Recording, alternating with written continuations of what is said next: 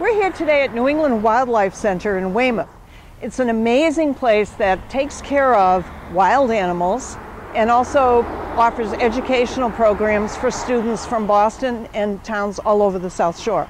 They're also the home of the Odd Pet Vet, a veterinarian who cares for, well, odd pets like hamsters, gerbils, lizards, snakes, and animals like that. So come on up with me and we'll take a look. New England Wildlife Center treats sick, injured, and orphaned wild animals. It's 225 different species of wildlife each year. The more common the species, the more we see it. So we will treat everything from a blue jay, to a cardinal, to a mute swan, to coyotes, to mammals. Animal Rescue League is a great friend of New England Wildlife Center, a sister organization, and they bring wildlife to us. They bring about a third of the animals that we see. We also receive animals from the animal control officers. We have a great relationship with towns, municipalities who find wildlife. And if they suspect that an animal is rabid, they also will prepare that animal for testing and bring it to the Wildlife Center. We'll send it off to be tested. We had a squirrel that was admitted to New England Wildlife Center. She had an abscess on her mouth. She was actually brought in by the Animal Rescue League of Boston because a homeless man who keeps an eye on the squirrels in Boston Common found the squirrel, saw the abscess, wanted her helped, so brought her to the Animal Rescue League, and Animal Rescue League brought her here.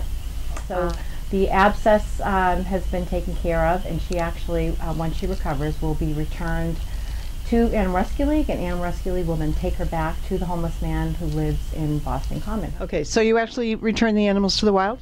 Every animal that's successfully treated gets returned to the wild. Okay, so right now we have some eastern gray squirrels that we're going to be feeding. So these guys are probably about 5 weeks old. They have their eyes open. They're starting. So for these guys, their mother was actually hit by a car and somebody brought them into us. So we're going to be feeding them, getting them ready to go into the wild, and then they'll be released. So we heated this up to get it basically about the temperature it would be normally from the mother. And then we're going to feed them with a syringe. They actually, in about a few more weeks, they will completely revert like they were never hand-fed at all. Really? So, yep, the switch goes off and they go right into normal squirrel mode. Come here, bud. And then come out. Raccoons are one of our particular favorite. The raccoon, unfortunately, has a very bad reputation as being a bandit. But raccoons are an amazing species. They're curious, they're fun, they have individual personalities. If you've ever watched a raccoon, you notice that they use their hands. Yes, I've watched them get into my garbage. And as for us, as humans, it's our job to make sure that the garbage is covered, to make sure that there's no poisons outside, to make sure that the doors are shut at night. In that way, wildlife don't infringe on us, and we don't infringe on wildlife by going outside and chasing them with a broom. I could never chase after these little guys with a broom. 9 baby raccoons brought by the Animal Rescue League after their mother died. Every day, just to make sure that everybody is in good fettle. This guy looks like he is doing well.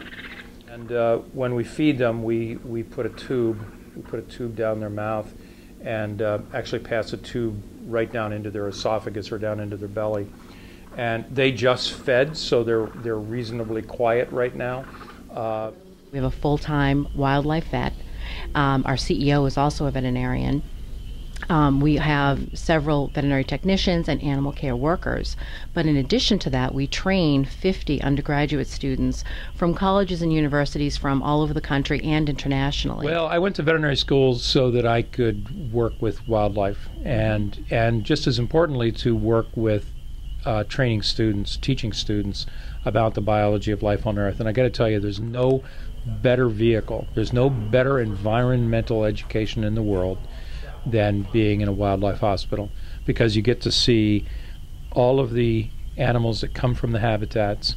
You get to work at the level of the mitochondria, the cellular level, and you also get to work at the global level, because you see pandemics of one virus or bacteria of another. So it's a very broad spectrum view of biology. Yeah, this is a screech owl, and so this guy was hit on the road by a car, and it damaged his left eye, and it has destroyed the pupil. in the iris, destroyed the iris, and as a result, he's probably blind in this eye. And small owls don't do so well with one eye. Some of the bigger owls do okay. They can still continue to hunt and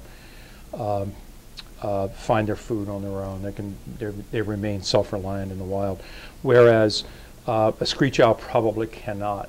So it turns out that this is another instance where one of our patients is going to become an educational animal. I will tell you the most important thing we do here at New England Wildlife Center is education, because we can treat squirrel after bird after bunny infinitum. There are over 1 million wild animals that need help. We have a program called As Clear as Mud.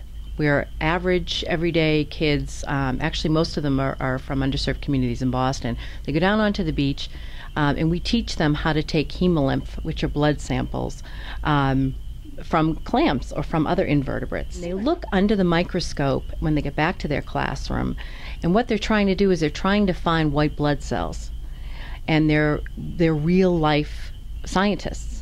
They look and they say, okay, how many are we finding, and what does this tell us about water quality? So if the clam is showing up with a lot of white blood cells, That means an infection, right?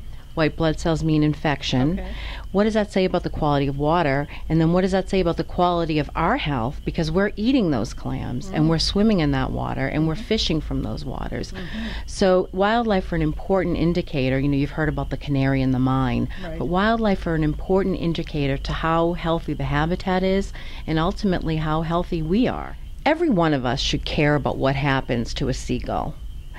Not just because it's the humane thing to do or the right thing to do, but because whatever impacts that seagull impacts us.